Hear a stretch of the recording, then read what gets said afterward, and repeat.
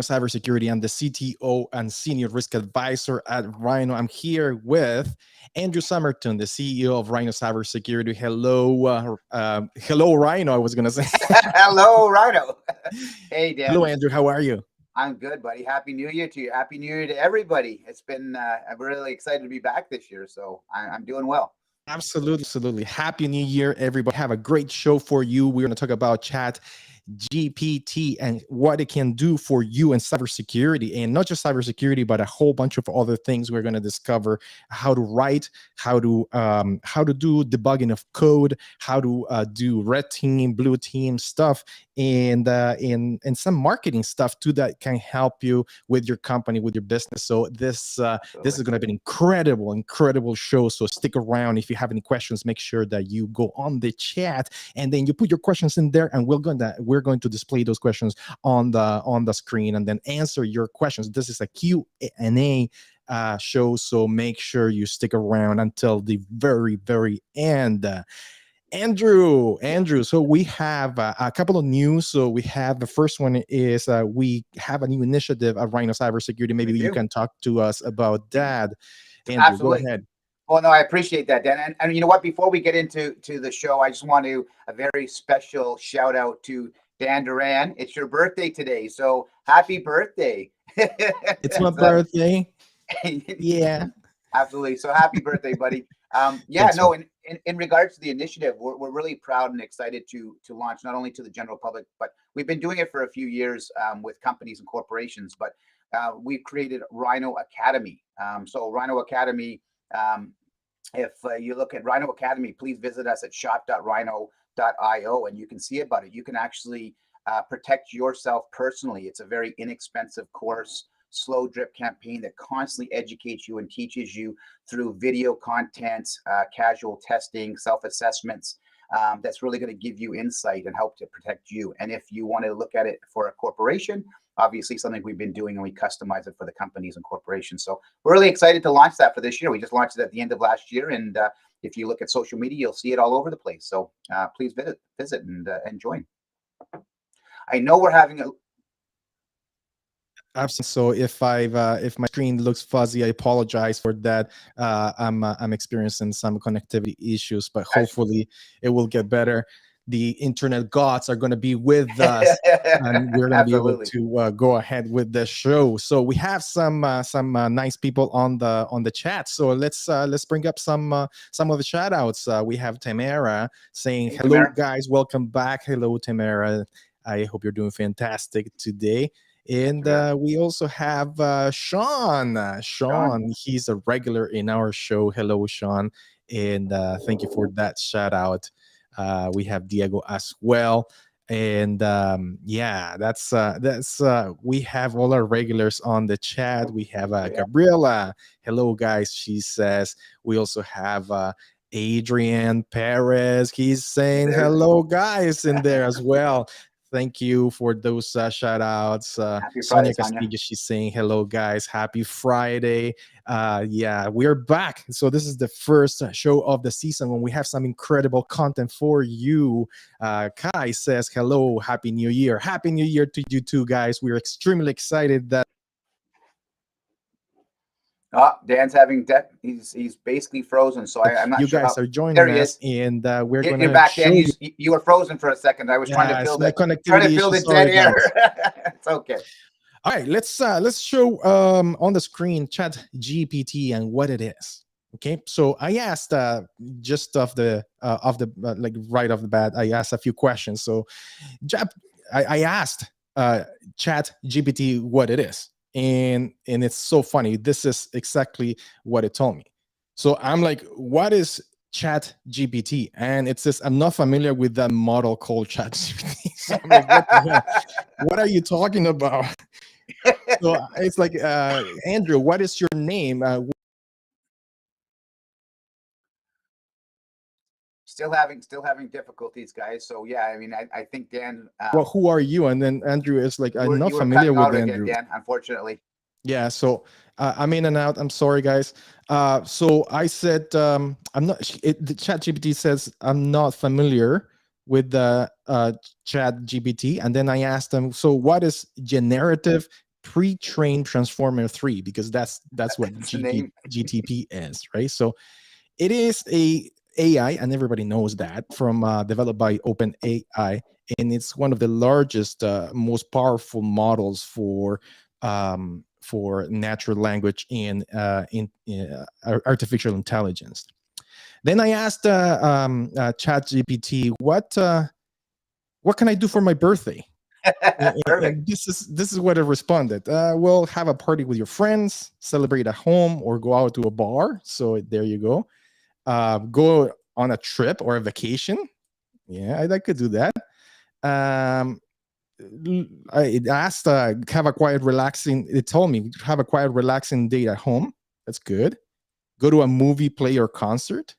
And then it said, treat yourself to a spa day on pampering session at the salon.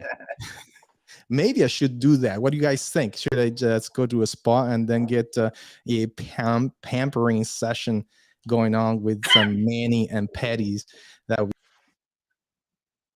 I think that's a good idea, Dan. As you're unfortunately as you're frozen again, you may need it. Your be internet is amazing. Then I definitely asked, get a manipedi. I also asked, what can Andrew Summerter do to cure his hemorrhoid problems? That's very friendly. Thank you so much, Dan, for throwing me under the bus. So this is for you, Andrew. How can you cure your hemorrhoids? And it's answering: drink plenty of water, right? So, and stay hydrated all the time. Eat a lot of fiber. Use over-the-counter creams and ointments, and you can also have a warm bath, right, to soothe your problems. Perfect. And avoid sitting or standing for long periods of time. And try and using a hemorrhoid cushion. Do you have a hemorrhoid cushion right No, now, Andrew? I'm good, Dan. Thanks so much. But you know what? In all fairness, I mean, as intimate as a question as this is, and again, I appreciate the humor behind it. But what's so fantastic about this technology, it's literally like it's not like Googling what is hemorrhoids on in the internet, like on Google, for example. This is actually like speaking to a professional, and they're interacting with you with real life questions and answers and suggestions and recommendations. It's a pretty crazy tool if you think about it, right? It's unbelievable. But I really like, yeah, LOL, poor Andrew. The butt. Thanks, Tamara. I appreciate you having my back. Dan threw me under the bus, everybody. But that's okay. That's Yeah. okay. All right. So, talking about hemorrhoids, I'm not just kidding. Okay, let's go into kind of what it is, right? So, and these are questions that I asked actually Chat GPT to tell me. So, what are the benefits? What are the limitations, right? So, some of the benefits are that it is a conversational interface. So, the nice thing about Chat GPT is that it remembers what you're saying. Yeah. So it can actually, and I'll show you in a second how you can expand on concepts. At the very beginning, it sounds and it acts like very general, very generalistic in terms of the answers that it's going to give you, but you can actually expand on whatever it is that you want to get. So that is, it's very human-like, text-based, right? Given the prompts and the questions that you're asking. It can also be fine-tuned for specific tasks. And I'm going to show you some cybersecurity stuff that I'm doing, and also some coding and debugging and things like that. That is pretty awesome. Now, what are the limitations? Unfortunately, it's not a 100% smart. It generates. It might not generate accurate or appropriate responses, especially when you're talking about very specific things that might be out of its training. But So it's always evolving, correct, Dan? Because this is still very new technology to these guys. I mean, these guys have done it better than anybody before. But it's always evolving, correct? I mean, it's going to get better and better as they continue to use it. yes, we have a comment from George. It's a little long, but if you can put it on the screen, that would be amazing. It's sad I am the only viewer so far, guys. I don't think you're the only viewer. There's a lot of viewers in here, but keep up the good work. I am a hacker, IT sec expert, and I'm interested in seeing what you're up to. I'm also an AI prodigy, and my view on Chat GPT is not as exciting as people see. Yep, yeah, that's exactly my view, Yeah. George. It is good. It can help you out, but it is not perfect. Absolutely, you need to have that knowledge in the background to be able to do things with the Chat GPT. But it does help. It does help, and I'll show you. Um, so thank you for that comment. I really appreciate. So the other thing is that ChatGPT, it might not be able to maintain context or remember previous conversations in a session. So when you start to ask too many questions, for example, just it just might not remember in the history. So if you try to expand, it might not give you the right answer for that. And it's also resource intensive. So sometimes I've gotten lots of network outages with the ChatGPT, and sometimes they're fixing it, right? So this is a prototype. You have to understand that this is a prototype. It's not a finished product. Yeah. So there's a lot of beta testing on it. So the two things that are happening right now as we speak, the first one is that this AI is continually learning. So there's a lot of concepts, a lot of Exactly. subjects that the chat does not know about until people ask. That's why they give it to everybody, so everybody can try it and they can give input very easily to the chat, so the chat can learn from that input that today everybody is given to the chat, right? The second thing is that um, at the very beginning there were attempts to hack the chat right away. People were Always. trying to hack it, including myself, trying to see what kind of output it could give, and then people were trying to use it as a red teaming for hacking purposes, penetration testing, etc. So sometimes I've tried, for example, given the chat, can you give me this escalation points for Windows 10, etc., using SAM, for example, or whatever. And the chat actually tells me that this is not ethical and cannot go on. So it stopped me and Right. trying to generate some malicious code and stuff like that. So that's kind of like some of the two things that are happening. It's the program is being rejected every time, and also people are fitting the program with a lot of stuff. Well, I think that's critical, Dan, to bring that to the attention, because there's been a couple other organizations that have done something similar in the past, and they are actually shut down because, as they were adding, racial slurs and content that wasn't relevant or hurtful content or malicious or dangerous. And so what happened was that immediately shut the other platforms down, or they closed them down because of that. What these guys have done well so far is try to work out those bugs to the best of their ability. And it's not 100% foolproof by any means, as you're saying, but it's getting better. And that's where I think what you're saying makes sense, but it's going to continue to get better. And they identified through other platforms. And hopefully this is going to be the one that actually, sticks. But again, it's a work in progress. Yes, absolutely. So, all right. So let's get into it. I have some blue team, red team stuff in here, and then some coding and debugging stuff that I can use. Let's start from something very, very kind of executive level, right? Let's start from governance and like compliance and things like that, and then let's work our way down to the more technical stuff.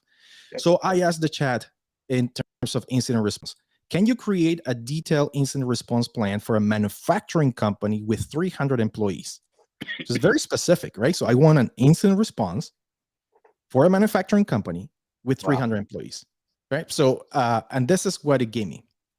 It gave me the roles and responsibilities, communication plan, incident triggers, response procedures, recovery plan, review and testing, right?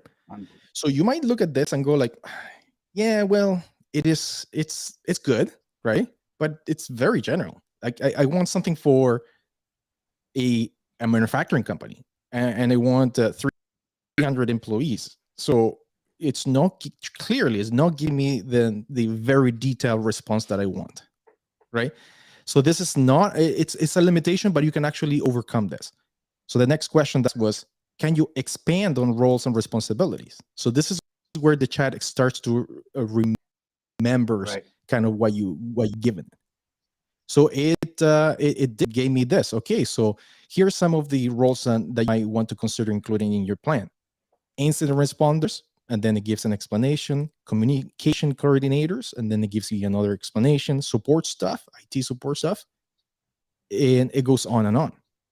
Nice. Right. So and that's how you kind of expand on the content. You go and you ask more questions about it, and then you kind of go deep into the weeds until you get more technical stuff, and you can actually create your content on ChatGPT. That's basically how you do this, right? That's pretty cool. And this is not just for cybersecurity, but for anything, right? So Anything. Yeah. yeah, yeah. So I have a comment in here from Diego Macastro. Maybe Andrew, you can talk about So that. so Diego basically said, I've used this to discuss about philosophy and science. It gives you very interesting answers. Also, it records the conversation so you can read them later. I'm assuming you meant to say. Um, yeah, I mean, Dan, if you want to go ahead and Yeah, and yeah, answer it's it. about yeah. So absolutely. So it does, but like it's lacking. It's lacking the complexity. Like when you go into very complex stuff, it might you can use the results for reference only, but not to like I've done scripts, for example, for PowerShell, and it does not give me exactly what I want, and I show you in a second. Tamara has another comment in there, and I think it's exactly what I was saying. It lacks the What else? ability to truly understand the complexity of human language Human and language conversation. conversation. Yeah. So yes, Tamara is being pessimistic about the tool. I absolutely, like there's a lot of people that are optimistic, a lot of people that are pessimistic in what it can do. We'll see what happens in like 10 years from now. That is Well, just freaking crazy. and that's exactly it, right? I mean, at the end of the day, even when Google started, it became more and more powerful with more and more information and more dialect and more interaction and more usage, and it continued to grow and continued to get stronger and became now it's Google. It's a household name. We don't live without it. And they're comparing this to Google in the event that this could almost be better or surpass it in the future. But I don't think it's to your point, Dan, and to what Tamara's saying. I don't think it's to the level it's going to be, but Yes. it certainly does have the process in place and the talent and the skill set in place and the ability in place to continue to learn and grow and interact. I mean, it's gonna evolve each and every day. There's no question. Yes. So Tamara says it's trained to generate words based on input, but it doesn't have the ability to truly comprehend the meaning behind these words. No, I don't think it does. I think it's machine learning, right? So it's going to pick from different sources of intelligence and then get the best answer, right? So yeah, it's not like a Terminator yet. We'll see what happens in the And, future. All right. and I think that's the fear, Dan. I think the fear is some people are going to jump on this and they're going to take the input it shares verbatim, and you can't, right? People have to understand what they're going to be taking from this is the information that's already inputted. It's not as thorough as it can and will be. So Yes. to your point, the questions you asked, the deeper you went, the more answers you got, but they may not still be as relevant as eventually what it can be or what it will be, or if you're dealing with an expert or you're actually doing the research, etc., on yourself. But Yeah. it is a great reference tool, but don't completely rely on it in a lot Andrew, of what do you cases. think about people that are in school? For example, I'm doing my master's degree in science and cybersecurity right now, and then we're doing a lot of computer science stuff in the school. What do you think about that? Like people cheating and stuff Yeah. on And that's the whole thing, right? Because unfortunately, I mean, I right now you guys can't see my setup, but I have multiple screens all the way around me, and I'm sure I know you do as well, Dan. But I mean, that's exactly a great point. You can have it up on your screen. You can actually, a detailed mathematical question that needs a 2-page explanation to give you an answer. You can little copy paste to drop it in, and within like 30 seconds, it's there. So it's a new I way of the way I look at it is it's cheating in some ways, but because technology is advancing so much that you almost need that skill set to be able to use these type of tools to better yourself, right? So the old way of learning um, has changed dramatically. So do I think it has a negative impact as far as being able to do it on your own? Yes, but it also has the ability to teach the way we as a society and as a race are bettering ourselves through Yeah. technology, That right? that was a trick question for you, Andrew, just so you Oh, know. oh, So okay. Well, that was my answer. something that you have to understand, that this is a program. Okay, Right, it is a program based on algorithms, right? So just like any product, you can deconstruct it. right, And if you deconstruct the AI, you can have other AI read this AI and be able to tell you whether whatever content you are creating is AI driven or not. Did right. you know that? No, On screen, Gladstone, please, if you can put my screen on back on, and then I'll show you what I mean. Okay, so let's say you're in school. You're doing your master's degree or your bachelor's degree in cybersecurity or whatever it is, physics or science, arts or whatever it mathematics, is, whatever. and you are creating content to cheat on your essay Mhm. or your report or whatever it is. Well, you know what? You actually can go online and look for detector. So GPT-2, GPT-3, this is Right, GPT-3 output detectors. So this is a demo. And as you can see, I just copied, pasted whatever the AI gave me in terms of this is a pen testing plan. So planning, reconnaissance, scanning, right? Testing, reporting, remediation, etc. And this is what the demo gave me. So it is 0.02 real and is 99.998 fake, based on 481 or whatever words I put in here. So right. yeah. So just like you have the AI giving you output, you can have another AI reading that output and telling you whether it is driven by AI or not. So our So teachers, Dan, to this point, are teachers using this tool? Yes. yes, Okay. that's exactly what I wanted Yeah, to get into, man. yeah. You know, the schools are not stupid. Stupid. That's the thing. Exactly. Just like they using proctoring tools on Google, like a copyscape or whatever it is to check for plagiarism and stuff like that. Right. They're on top of things, man. So they're using AI to predict whether an essay or a report it's cheating, right, with But AI. to that point though, that has to be a policy in place, I think, with universities and things like that. But I think, high school and elementary or let's say junior high and high schools and stuff like that, how proactive are the teachers being right now to this? Like, I mean, I I bet you they're not. So I bet I you like can't I can't tell you in terms of like a low like high school and stuff like that, but I can tell you in my own master's degree that there for is a sure, policy 100%. from on plagiarism and copying, and but then they added an AI clause on it Good. Okay. that I'm not allowed to post anything that's AI driven. Right. So I can get ding on that. So what do I have to do? Then I just use the AI for research purposes. I Right. don't use it for copying and pasting. So Right. be careful. And you know what? If there's a lot of people out there that are marketing people and they're going like, oh, this is going to write me entire articles and I'm going to be able to post it on my website. I'm going to get great SEO results and stuff like that. But Google's smart, man. Google doesn't like AI driven They're content, checking. right? Exactly. Yeah. So if you're creating articles and posting them with the intention of creating SEO for you on Google, good luck, because Right. Google is going to detect right away that you're using an AI tool. Right. No, I That's mean, I crazy. think it's a great valid point. I mean, because I think you're right. In regards to universities, they're proactive. They identify that. They see what's going on. But again, there's going to be kids out there that are going to be using this for their grade 10 essay, and they're going to get away with it. And until Yes. everybody is aware of it and knowledgeable enough, and teachers realize in their grading Oh process yeah. they integrate this, it's important because there's a lot of smart, kids out there that are going to leverage this to their advantage until they can't.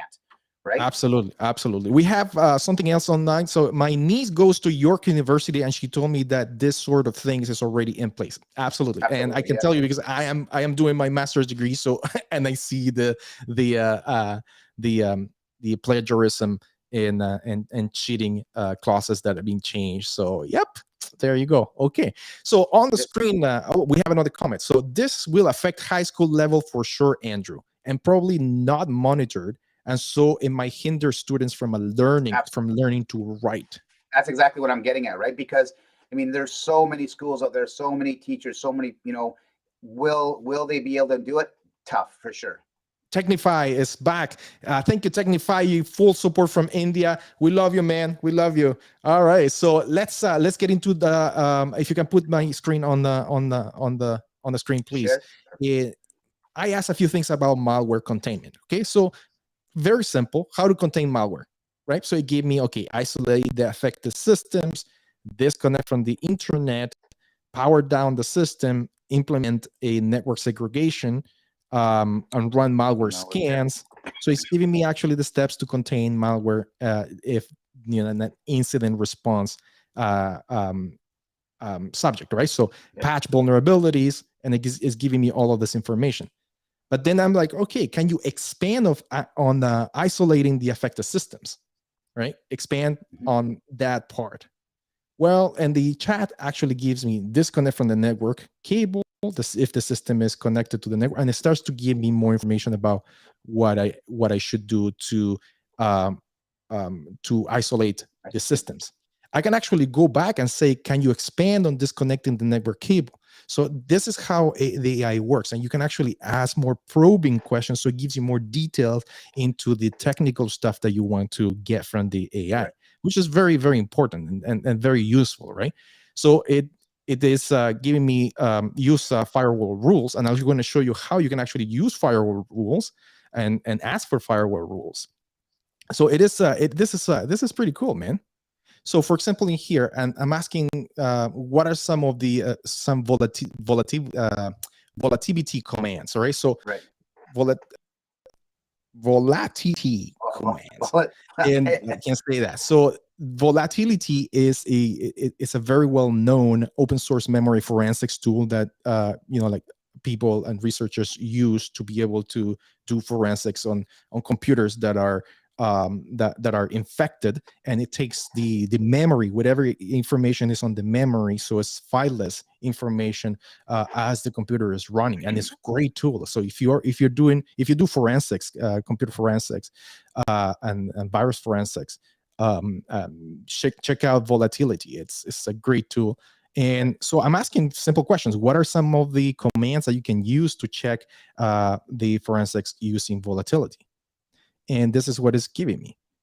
So volatility -F, it gives you memory dump and image info, as well as so it's starting to give me more information in terms of the details, kind of like the nitty gritty. And just like this, if you are in, like if you're red teaming, a part of a red team, for example, not just a blue team, I'm talking about forensics in here.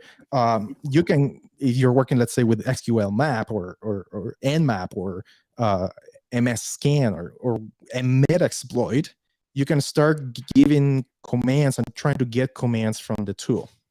One thing that I'm going to caution you on is that they're rejigging this tool. So what happens is it's not going to give you commands and full scripts. It's going to disconnect you. That's happened to me. I'm like, can you give me this? And it just completely disconnects me. So, and it tells me that it's not ethical. So the tool is definitely learning, but you can get some help from it. All right, we have a couple of comments on the chat. Maybe Gladson, you can put them on the chat right now. Diego. We need to remember that that is a language system weaker than Lambda, which is the Google one, and has all the information in the whole world as Google does. Yes, absolutely. So yes. So Lambda basically is a Google language, and you know what? Search engine. Google has been around since 1999, right? Like 1998, 1999. So the thing about Lambda is that it is very powerful, but it's proprietary, right? So Google does not want to disclose a lot of the stuff that is going on in terms of their natural algorithms. It is weaker, but I think I don't know if it's weaker, man. They're saying that it's not. They're saying that it's like the most powerful, and I see that it has a lot of future, right? Okay, so then I asked also the AI other few things. Sir, can AI replace human? Give me a logical answer. Can AI replace humans? Andrew, what do you think? I you know what? Because he's asking for a logical answer. The emotional and real based knowledge on a human component versus AI. AI is very analytical, and it's specific to the information that's been fed to them. Where the human component obviously is much more personal based, knowledge based, experience based, emotionally based. So it's a really hard. Can it be replaced? Okay? So, sir, can AI replace human? Given me the logistic answer. So it can, in absolutely in some capacities.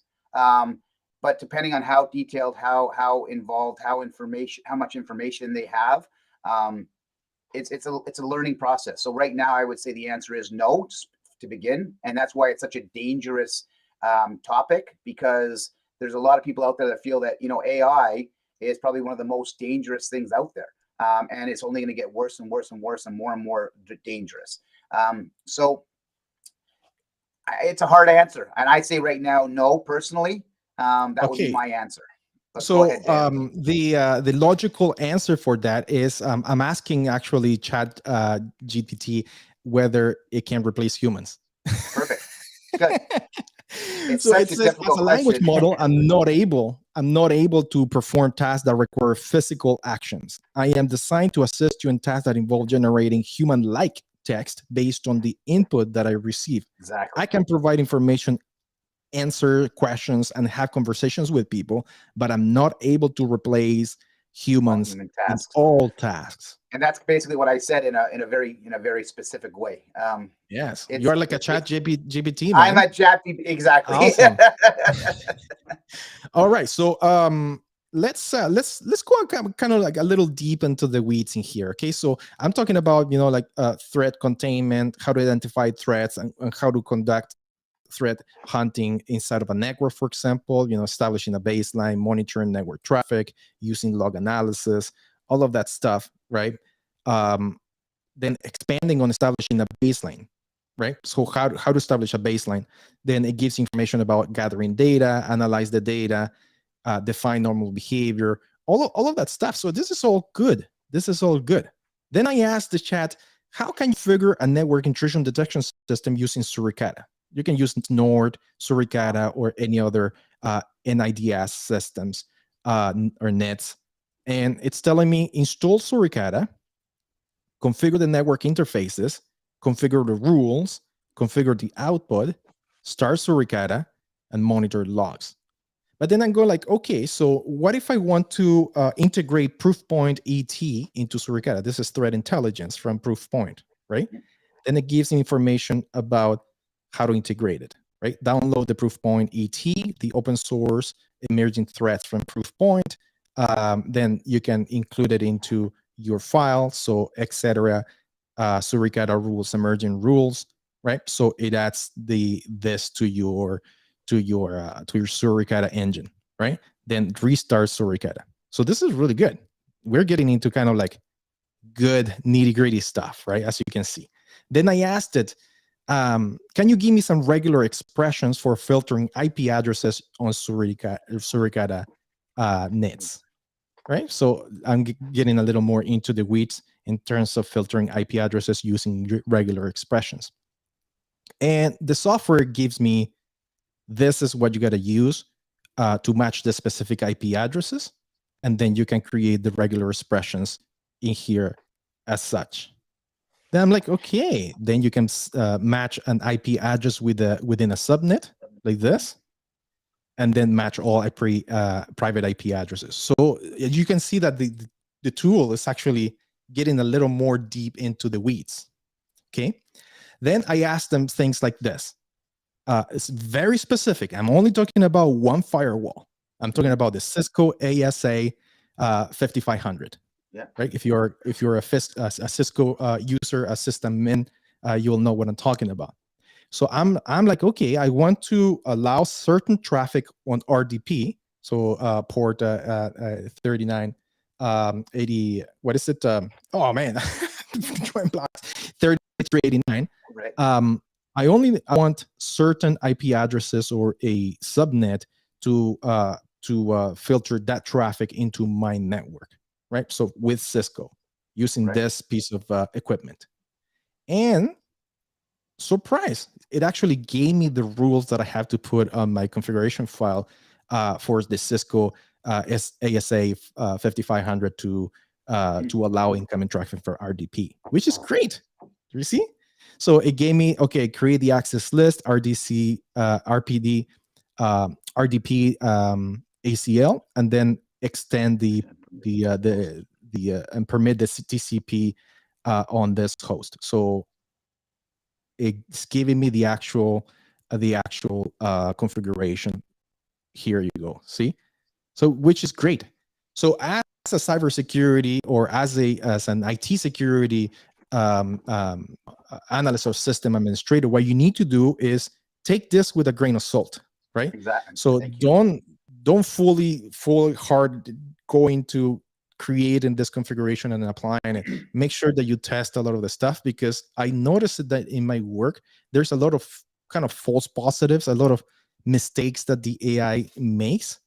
So you got to be careful on that. So And we're that's what I was getting, going to say. I was going to actually contribute there, Dan, a little bit in regards to exactly that. I mean, the concern is you're talking very specific, very technical things, right? And so it can't just be verbatim what you're reading here, and to what you were explaining earlier. It's only as intelligent as the information that's been fed to it. So do extra testing, be careful, ask professionals. Don't rely solely on this to make sure that things are being done. Is it learning? Is it growing? Is it going to help you advance? Is it going to give you, interaction with somebody other than if you don't have an expert in front of you? Definitely, but make sure you go a couple steps further and not just rely solely on this. yes.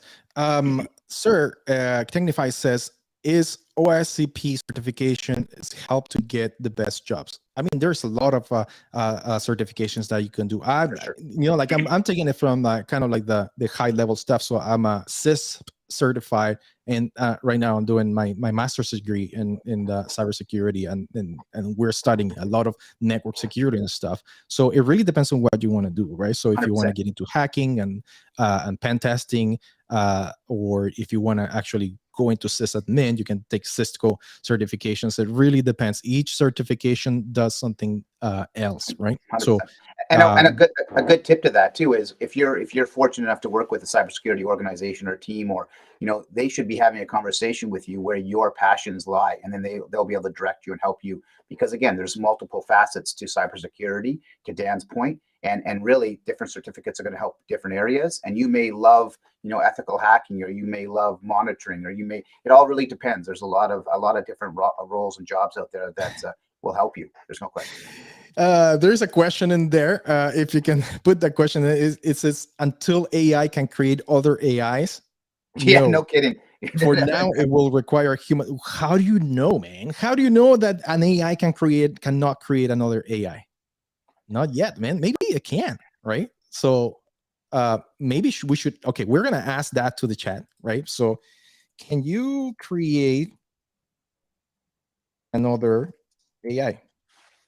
Let's see what it answers with. As an artificial intelligence, I do not have the ability to create another AI. Creating a new artificial intelligence would require a significant amount of resources, including data, computing power, and expertise.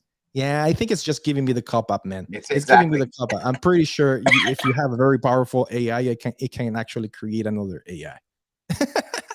Good question, man. Okay, so on the screen, Gladstone, if you can actually put, I don't think you put my You, comment or my yeah, chat on the screen. So, yeah, Gladstone, you're if you can big. put, Flip those around. There we go. there you That's better. go. Okay. So this is what I asked the AI. Can you create another AI? And this is the answer it gave me, that it cannot create another AI. Gladstone, I think he's falling asleep on us, man. All Yeah, I right. don't know.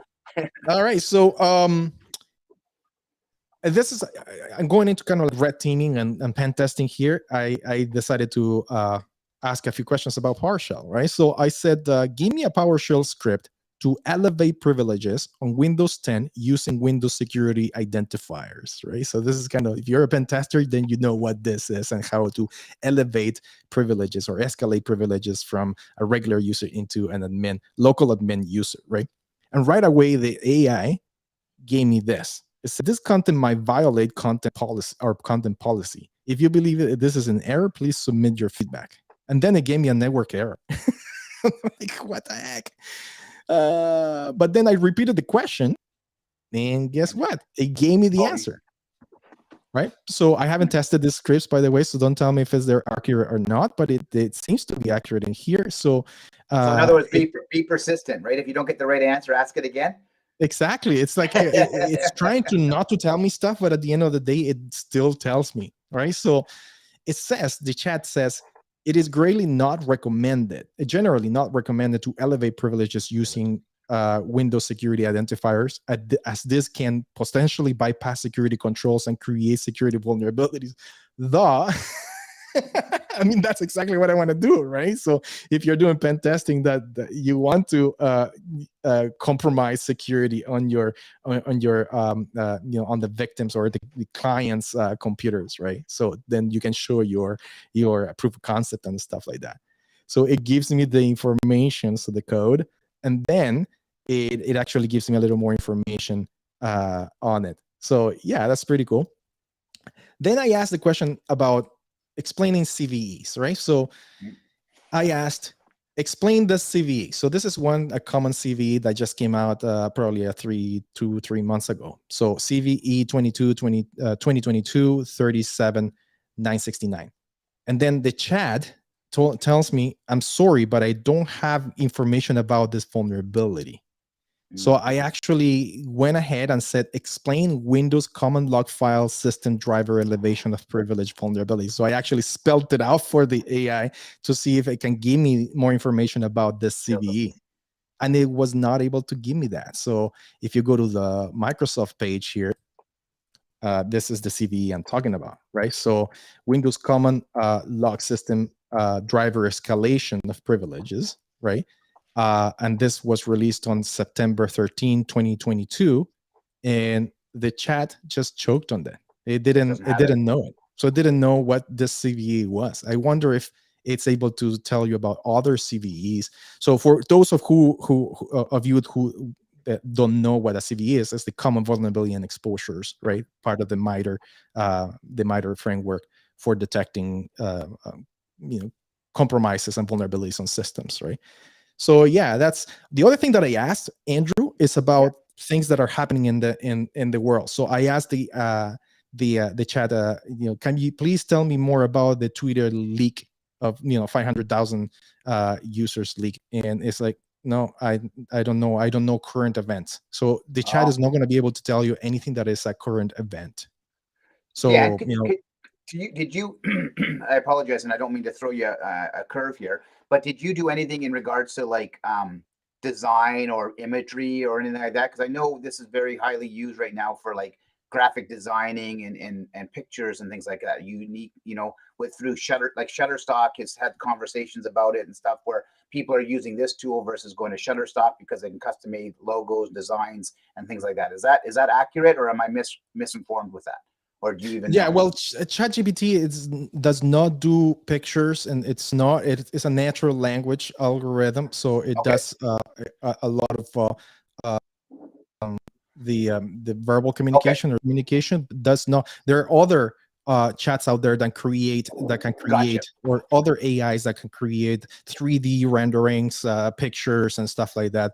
But no, I don't think ChatGPT does it. But it could be part of the OpenAI project, right? So ChatGPT is just one part of this huge OpenAI project, right?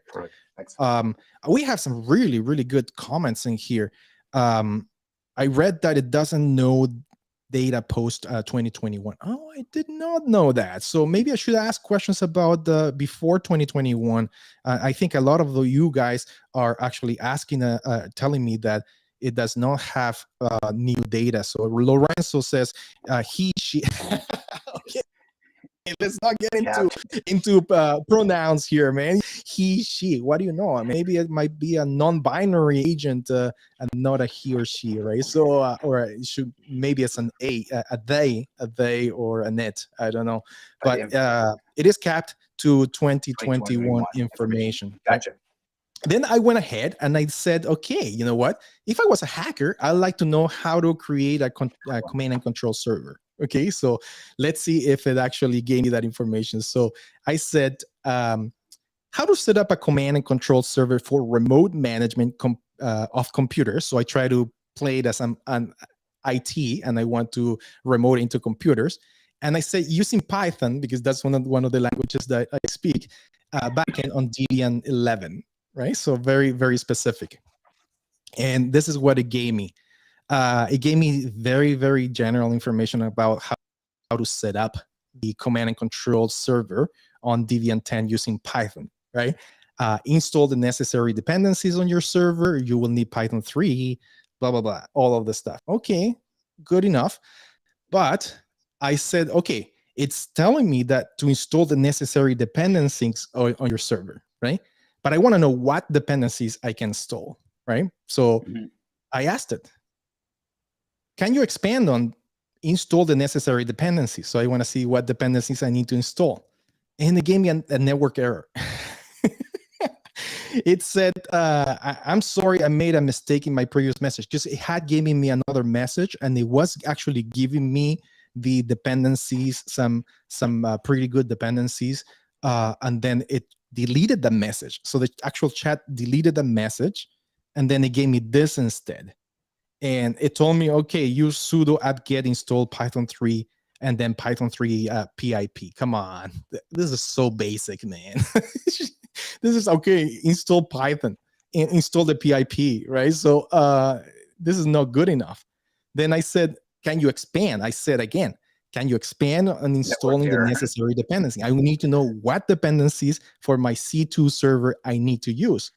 And it just kept on just giving me the runaround. It just gave me a network error. What do you think? What do you guys think about this? It's not allowing me to. It's not giving me the correct information to set up a C2 server. Come on. So yeah. I just think it's probably lacking in content at this point. I mean, it's going to give you so much, and then it's going to continue to evolve. There's no question, but. Yes. So Tim Underwood says something super important that I also found out, but he's giving actually more information on it. He says, if you tell it to give your clearance before you're asking a delicate question, you might get better results. Absolutely. Oh, yeah. What I found out is that sometimes ChatGPT stops writing altogether. It stops writing in the middle of a sentence. And then you have to actually type in finish your sentence or finish the answer, and it will give you, it will say, I'm sorry, here's the rest of the answer. But I did not know that if you actually start clarifying things for the chat GPT, it could actually output the information that you are seeking. This is very clever, very clever. So thank you, Tim, for that information. Let's talk about some code debugging. Okay, so let's get into the Dan, weeds. just before we get to that, Dan, there's one other question that came up last time. Just reshare that again, just so we how to create a command and control step 1, power on your computer. Okay. Chris, that's awesome, man. I love that. How to create command control step 1, power on the computer. Power on your computer. Yeah, this is where you have to rely on GitHub. You have to rely on like whatever tools you have, because they're all kind of legit right nowadays. Like, for example, Sliver C2, you can use free of charge, and then set up your command and control server in there using C2. I love Sliver. I love using Sliver. Or you can go proprietary and get something like Cobalt Strike or something like that to set up your command and control, right? So yeah, it is kind of on diapers. I know. Exactly. Yeah.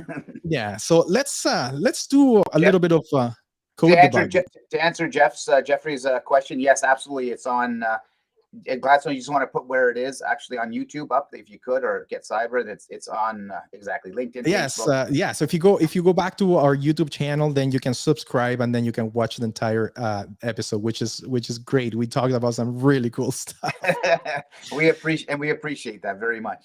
Okay, so here's a bit of hiccups that I found on the ChatGPT. Okay, so I told him to give me a simple Python script that generates a random number between 1 and 100, and then prints whether the number it is sorry, Or even provide an input and then provide whether uh, something in the output based on a random value generated. Okay, so I asked for a script that could generate random numbers and then just print it out based on random numbers generated. Okay, so this is what the chat gave me. It told me the same thing. So here's a simple script that generates random number between 1 and 100 and then prints out the value in an odd or even number.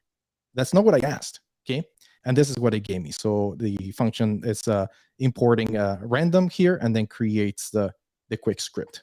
So then I went back and I said, this is not what I asked.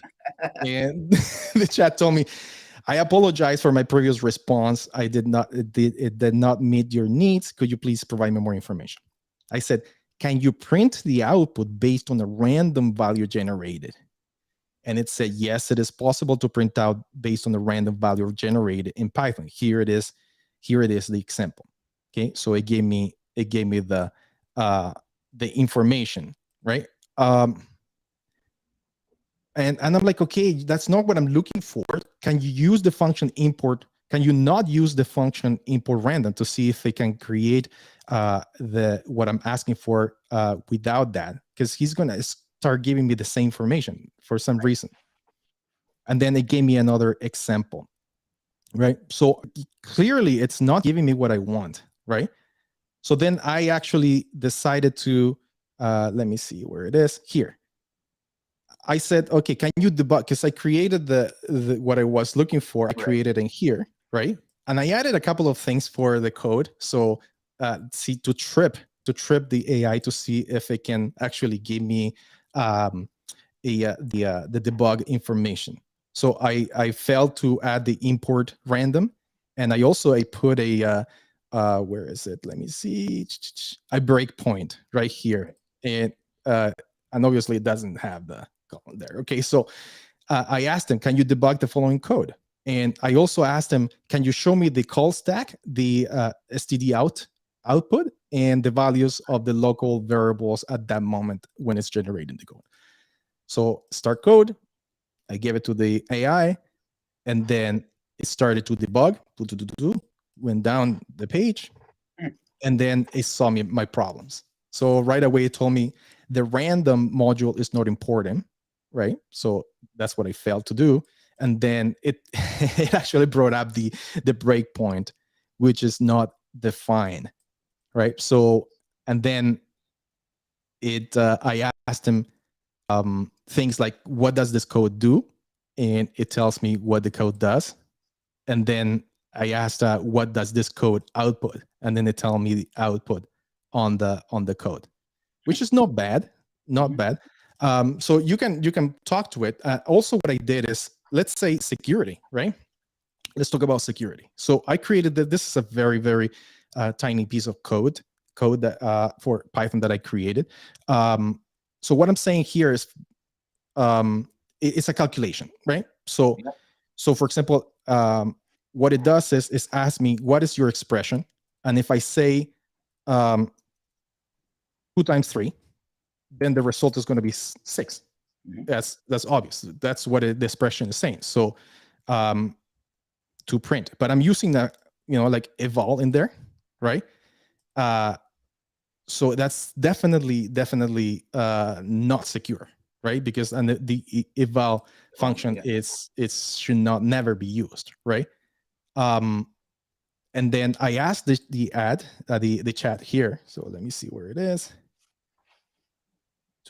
Oh, by the way, I actually, once I did this this code, I told the app to to give me an optimization for this code in as few lines as possible, and they came out with this, which is I thought it was pretty cool. Wow. It actually took all my input and then created a better version of it, right? So let me see. Where is it? Okay, so here it is.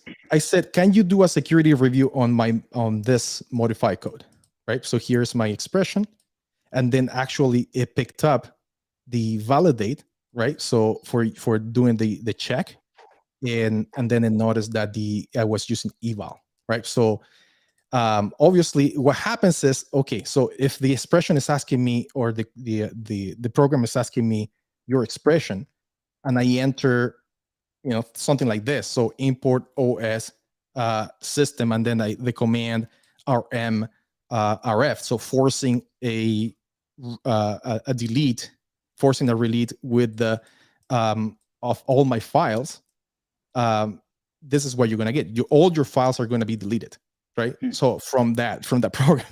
Right. So this is very insecure, right? So if I'm a hacker, I can go in the program and then just type in some OS commands in there, and then just delete the entire program. If there is permissions, then I can go farther, right? So that's why eval should never be used. So it is giving me information about not to use eval, and the validate is not defined in the code, and then there is no error handling in the code. Something like that's very interesting. So it's not just the eval, but it's also giving me more information about what to do and how to address my coding issues, right? So it is actually telling me to use STAST for the eval function. So then I asked, hey, can you propose a more secure version of the code I gave you, right? And then this is what it gave me, right? So import the module AST, right? And then do my validation, right? Without using eval, and then doing a code handling on it. So I thought that was a pretty darn smart. So for anything that is logical, I think ChatGPT might be up to something, and you might actually, it might help you debug your code and write better code if you are a developer. And it makes sense because this AI is based on code, right? So some of our viewers are saying that it doesn't have the human part of it, but it definitely has the mathematical and the logical stuff. So it might help you on your coding abilities. Dan, there's a couple more questions and comments maybe before we wrap it up for the day. I know there's only a few more minutes before we end, but here we go. From hats off to your hard work, dedication, and most importantly, explanations, sir. Keep up the good work, or basically keep it up. So thank you so much for that. We appreciate it, Dan. You. And we have Chris also. In all seriousness, ChatGPT is really amazing. It's really amazing. I can't wait to see how it will evolve in the near future. Me too. I man. agree, Chris. Me too. Absolutely. It's helping me. So so what we're doing, for example, Rhino Cybersecurity, with some of our clients, we're writing a lot of policies. So information security policies, a lot of governance documents, compliance with SOC 2, for example, and NIST 800 and 171, for example. So there's a lot of documentation, and I see that ChatGPT has a great it's a good source to ask questions and be able to build all of your corporate documentation. I think it's great. It's doing a good job. In terms of the development side, ChatGPT can help you debug. I think it has a great potential to debug systems. In terms of pen testing, I don't know. It stops you from doing some scripts that might be considered harmful, right? So it's got a great foundation. Yeah, it's got a great foundation. I think it's gonna continue to evolve. There's no question. Yes. Who else is? Let's see. Who else is saying anything in there? Tamara. Diego says, I think ChatGPT still works for SEO. maybe it does not work for writing the content, but it can give you a very useful list of keywords. Okay, yes, you're thinking now we're going into we're going from cybersecurity all the way to marketing, That's right. SEO. So absolutely. So just don't write entire content on ChatGPT, right? Because then obviously Google is going to catch you, right? But you can actually get and that's exactly what you can do with ChatGPT. Elaborate and get the little bits of information that it's missing in your head, or anything that you're looking for, and you can't find a solution. You can actually give him those inputs so it can give you the right answer, not write things for you. For sure. And Dan, this is, I mean, obviously it's our tech show, and we talk about cybersecurity, we talk about tech related things and stuff like that. But ChatGPT also is really good for if let's say someone's, 35 years old, 5'3", a little bit overweight, and they want to lose weight. You can have a conversation with them, right? And they'll share you tips, menus, etc., like all that kind of stuff. Yeah. So there's a lot of different ways of using it. Okay, so with my wife, what we did, right? So get this. Oh man, I don't have the chat here. Okay. But what I did with my wife is I told, it's New Year, so I'm trying to get in shape, right? So I told ChatGPT, for a 46-year-old male that has been inactive for a couple of years, can you give me a 60-day exercise plan that is realistic and can make me lose 20 pounds? Right. So it actually gave me an entire day by day outline. Okay? Yeah. Of what I need to do, but it did not give me the actual exercises that I should do. So that's where you expand, right? But it gave me an outline of a realistic. But it goes right down to diet, exercise plans. And I just wanted to throw that out there because we are a technical show, and we really dove into the technical side of things, and with code and etc. Which is, again, this is what it's all about. But I also want to make sure that people understand this tool is really valuable for other things. So I mean, leverage it, understand it, communicate, and talk. Yeah. It's not like I said with Google, you punch in this, you get a million different things, all valid, but you got to do the research, you got to check it, etc. This is like actually interacting with a person, and as you said, go deeper and deeper, and you're going to get the information that you need. So it's going to constantly evolve, and I think it's a great tool. There's no question. Exactly, and things like, for example, like we know at the very beginning, we asked if Andrew Somerton how he can cure cure his hemorrhoid problems. You can see, I don't know if you can see, guys. For those of you who missed it, I asked the chat, can Andrew Somerton? What can Andrew Somerton do to cure his hemorrhoid problems? And it gives me a whole bunch of things, like drink plenty of water, eat fiber, and use over-the-counter creams to cure his hemorrhoids. So I think he did a good job in there. I appreciate that. Thank you, guys. Really appreciate it. It's already past our time, and I hope to see you next week live Friday at 12 p.m. on LinkedIn, Facebook, as well as YouTube, our main channel. Make sure you subscribe to YouTube and check us out, rhino.io, and also YouTube/cyber. Thank you so much. Check out our academy. Shop.rhino.io, our cybersecurity awareness academy as well. And I hope to see you next time. Cheers. Happy birthday, Dan. See you, everybody. Thanks, man.